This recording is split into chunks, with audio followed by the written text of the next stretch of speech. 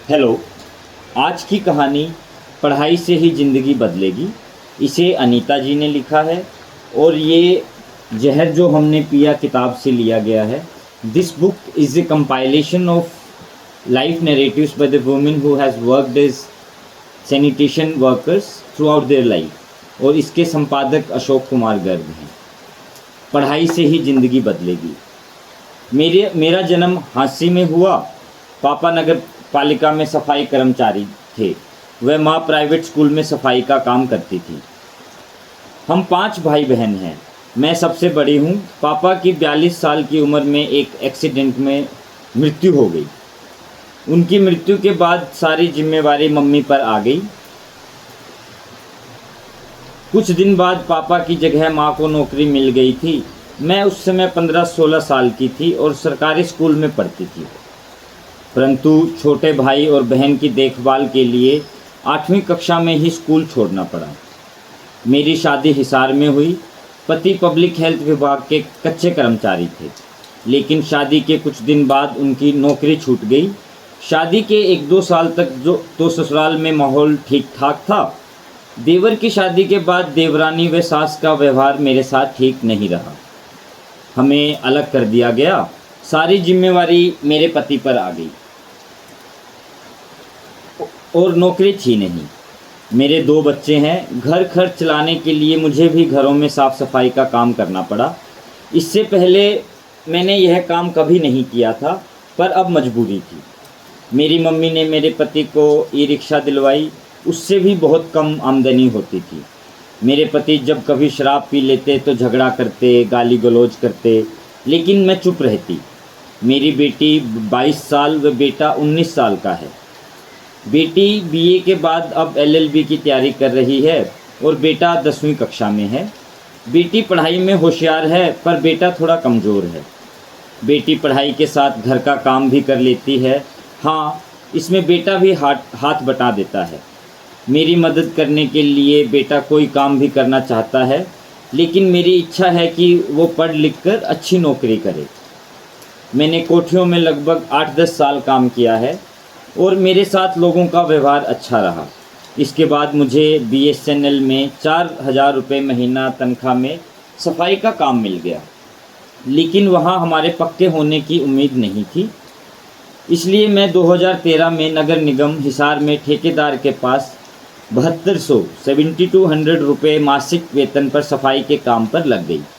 मेरी ड्यूटी आज़ाद नगर में लगी और मेरा घर तेलियान पुल के पास था, इसलिए मुझे दिन में 2 बार काम करने के लिए ऑटो से आना जाना पड़ता था, जिसका बहुत किराया लगता था। इसलिए कई बार तो पैसे न होने की वजह से मुझे पैदल ही वापस लौटना पड़ता था। हमारी 3 या 4 कर्मचारियों की टीम सफाई का काम करती है। कई बार तो सफाई करके थोड़ा आगे निकलते हैं और लोग दोबारा कूड़ा डाल जाते हैं। कितनी दफ़ा हम सड़क पर सफाई कर रहे होते हैं और लोग घर के ऊपर से ही कूड़ा डाल देते हैं, जो कई बार हमारे ऊपर ही गिर जाता है। पूछते हैं तो कोई जवाब न देकर घर का दरवाज़ा बंद कर देते हैं। वे सफाई कर्मचारियों को इंसान नहीं समझते। जब मैं ठेके पर काम करती थी तो हमारी तनख्वाह बहुत कम थी, लेकिन अब निगम में पेरोल पर आने के बाद हमारी तनख्वाह कुछ बढ़ी है। साल में 20 छुट्टियां भी मिलती हैं, जो पहले नहीं मिलती थी। मकान बनाने के लिए हमें कर्जा लेना पड़ा था, जिसकी हर महीने किस्त भरने की पूरी तनख्वाह चली जाती है। इसलिए घर खर्च चलाने के लिए मुझे घरों में भी सफाई का काम करना पड़ता है। मेरा भाई नगर निगम में काम करता था, जिसकी मृत्यु हो गई थी, जिसकी जगह उसकी पत्नी को नौकरी मिली। इसके लिए भाभी के साथ मैं पहली बार नगर निगम कमिश्नर साहब से मिलने गई। मेरा भाई कच्चा कर्मचारी था, इसलिए भाभी या बच्चों को नौकरी नहीं मिली। तब कमिश्नर साहब ने बताया कि कच्चे कर्मचारी की जगह परिवार को नौकरी देने का सरकार का कोई नियम नहीं है। मैं यही सोचती हूँ कि पक्के कर्मचारी की तरह कच्चे कर्मचारी के परिवार को भी नौकरी और पेंशन मिलनी चाहिए। मेरे भाई की मृत्यु के बाद उसके परिवार की हालत खस्ता हो गई। बच्चों की फीस न दे पाने के कारण उन्हें स्कूल से भी निकाल दिया गया तथा खाने के भी लाले पड़ गए। सरकार को ऐसे कर्मचारियों के परिवारों के बारे में सोचना चाहिए। कमिश्नर साहब ने महिला दिवस पर सफाई कर्मचारियों को मंच पर अपनी प्रस्तुति देने का मौका दिया, लेकिन मैं उस प्रोग्राम में भाग नहीं ले पाई। फिर 15 अगस्त के प्रोग्राम में भाग लेने के लिए मैंने अपने पति से पूछा तो उसने हाँ कर दी। प्रोग्राम की तैयारी करवाने वाली टीचर बहुत अच्छी थी, जिसने हमें अच्छे से सिखाया। इस प्रोग्राम में भाग लेकर हमें बहुत खुशी हुई। मुझे बचपन से ही डांस का शौक़ है, लेकिन कभी इस तरह का मौका मिला ही नहीं था। अब मौका मिला तो मैंने अपनी प्रतिभा दिखाने में कसर नहीं छोड़ी। पति व बच्चे भी प्रोग्राम देखने आए। वे सब भी बहुत खुश हुए और मेरा हौसला बढ़ाया। मैं सोचती हूँ कि हमें अपने बच्चों को भी आगे बढ़ने का मौका देना चाहिए व खूब पढ़ाना चाहिए।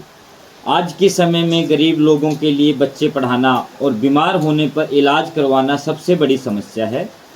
इलाज की कमी के कारण बहुत से लोगों की मृत्यु हो जाती है। सरकार को चाहिए कि गरीब लोगों के लिए पढ़ाई व दवाइयों की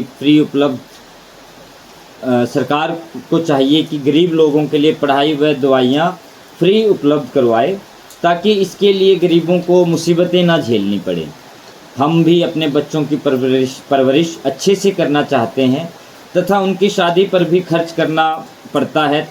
इसके लिए हमें कर्ज लेना पड़ता है, जिसको चुकाने में पूरी उम्र गुजर जाती है। मुझे भी यह समस्या झेलनी पड़ी, क्योंकि बच्चों की पढ़ाई के लिए, मकान बनाने के लिए ज़्यादा ब्याज पर कर्ज लेना पड़ा, जो अब तक नहीं चुका पाई। मुझे आज भी न पढ़ पाने का दुख है। अगर मुझे भी पढ़ने का मौका मिल पाता तो शायद जीवन कुछ और होता। मैं तो नहीं पढ़ पाई, लेकिन अपनी बेटी की शादी उसकी पढ़ाई पूरी होने के बाद ही करूँगी। आज अगर मैं पढ़ी लिखी होती तो मुझे भी अच्छी नौकरी मिल सकती थी। Thank you so much.